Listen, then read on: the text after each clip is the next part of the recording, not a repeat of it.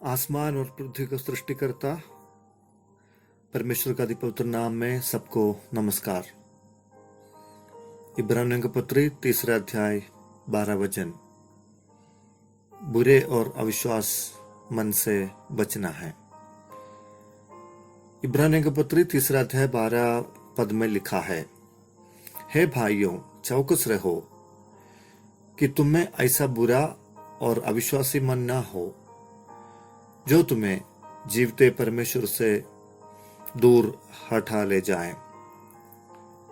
पहली सदी की कलीसिया के विश्वासियों के बीच में भी अविश्वास और कठोर मन था। प्रभु यीशु मसीह के लिए अपने हृदय देने के बाद जीवन के बारे में, दुनिया के विषय में और सांसारिकता की सोच में डूबे रहने वाले लोग आज भी मसीह समुदाय में पाए जाते हैं।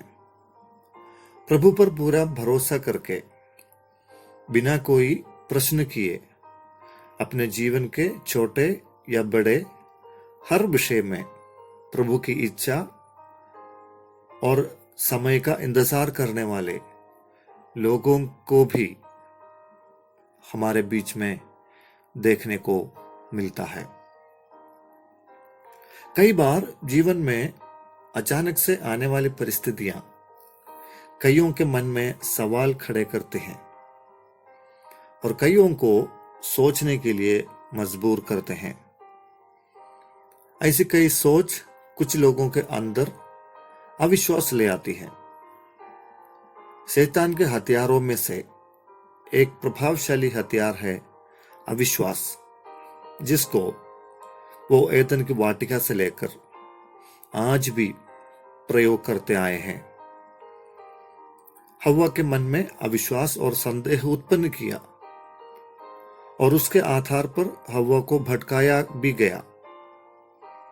उस अविश्वास के परिणाम स्वरूप उसने परमेश्वर की आज्ञा का उल्लंघन किया और आखिर उसको प्रभु से दूर जाना पड़ा। इस्राएलियों के जंगल के सफर के दौरान कई सारे अचानक हालातों के बीच में उनको गुजरना पड़ा। तब उनमें से अधिकतर लोगों को मन में अविश्वास आया और उसका मन बुरा बना। लाल सागर से लेकर मारा, मरीबा, शत्रु राज्यों की धमकी, झूठा भविष्यवक्ता, यह सब उनके मन को कठोर किया है। प्रभु में मुझे सुनने वाले प्रियो, प्रभु यीशु ने हमें एक महत्वपूर्ण वायदा देकर स्वर्ग राज्य का लक्ष्य दिखाया और हम उस सफर में निकल पड़े हैं। बीच रास्ता में आने वाले प्रतिकूल और अशांत भरी वातावरण हमारे अंदर परमेश्वर के विषय में कोई नकारात्मक सोच लाने ना पाए। हमारे मन से अविश्वास को खाली करके हमें बुलाने वाला सच्चा और वफादार परमेश्वर पर भरोसा करे। शैतान अविश्वास देकर हमारे मन को कठोर करेगा तो हम शैतान को बताएं कि उसका हथियार हम पर प्रबल नहीं होगा। अविश्वास मन परमेश्वर की प्रतिज्ञा को भूल जाता है, वचन को भूल जाता है और उसकी आज्ञाओं को नजरअंदाज कर देता है। बुरे और अविश्वास मन हमें परमेश्वर के क्रोध का पात्र बनाता है। अविश्वास और बुरे मन हमको मसीह के मार्ग से मोड़कर जाने की सलाह देता है। हमारे विश्वास की मात्रा कम होने पर हम उन पर भरोसा करना छोड़कर दुनिया और दुनिया की चीजों पर मन लगाने लगते हैं। यह पिछड़ जाने का अनुभव की शुरुआत होती है।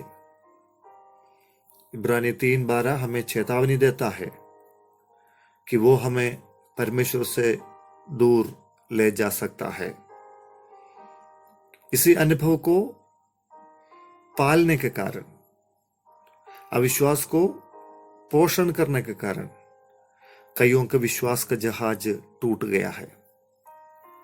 इस्राएलियों में से एक बड़ा संख्या के लोग वायदे के देश में प्रवेश करने से पहले ही मरुस्थल में नाश हुए।